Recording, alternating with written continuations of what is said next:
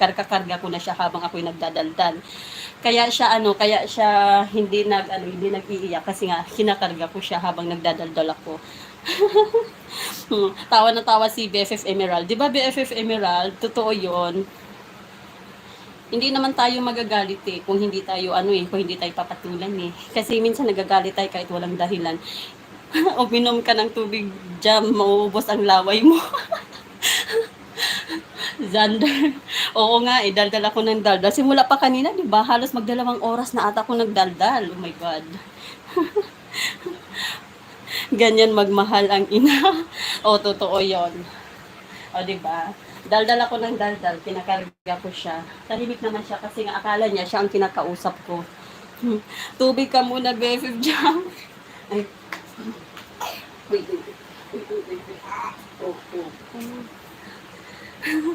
Oo, okay lang, BFF Lerms. Kasi alam mo, kahit dati, alam mo ba sa work kasi namin, sa sales kasi kami nag-work. So, alam mo yung sanay na kami na magdaldal, simula at saka nakatayo pa kami ha. Halata sa boses mo, BFF Jam. Oo nga nauuhaw na ako no. Wait lang, time out nga muna ako. Kuha muna ako tubig, makinig nga muna ako sa inyong mga advice, diba? Oo, kasi nga, dati kasi, ilang years ba ako? Simula 2004, nasa sales na kasi ako Tapos, natigil lang ako nung umuwi kami dito nung 2023, nung January, nagbakasyon kami. Tapos, hindi pa ako nakabalik sa UAE kasi nga, nanganak nga ako.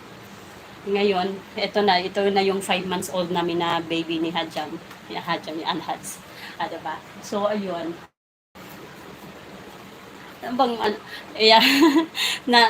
Nakakamiss din makipagdaldalan sa mga customers. Salamat, BFF Jam. Ayan, maraming salamat din, BFF Emeraldo. Diba, sinamahan nyo ako sa kadaldalan ko. So ayun lang naman.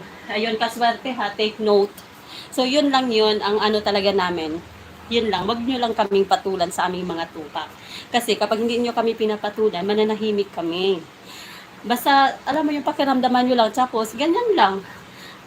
Pagka sasabihin nyo lang sa babae, pag may tupa kayo, pakainin nyo, ipasyal nyo, kahit pupunta lang kayo sa, sa park, alam mo yung maglakad-lakad lang, hindi naman kailangan ng pera, hindi naman kailangan gumastos para pasayahin yung babae. Yayain nyo lang yung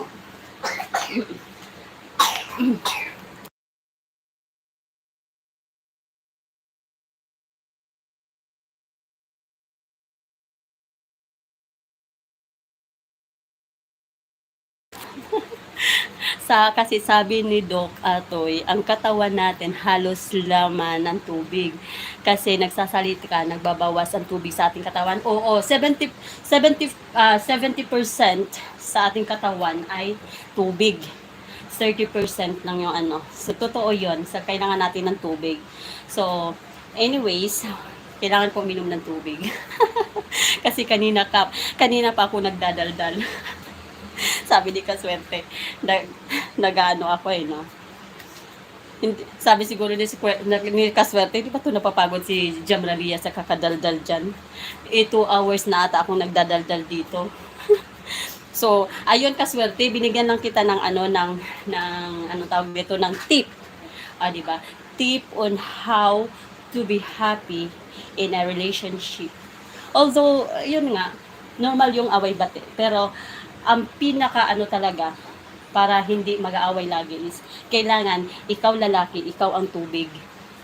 Kasi kapag fire ang isa, dapat water ang isa. Ang babae laging fire Kahit anong gawin mo sa babae, laging fire yan. Kaya ikaw lalaki, ikaw talaga mag-a-adjust if you love kung mahal mo yung babae, kung mahal mo yung asawa mo, edi ikaw na lang mag-water. Kasi kahit kailan hindi magpapatalo ang babae. Kahit kailan. Kahit mahal ka ng babae, hindi magpapatalo ang babae sa'yo. Kaya ikaw talaga yung mag-a-adjust. Ang lalaki talaga mag-a-adjust.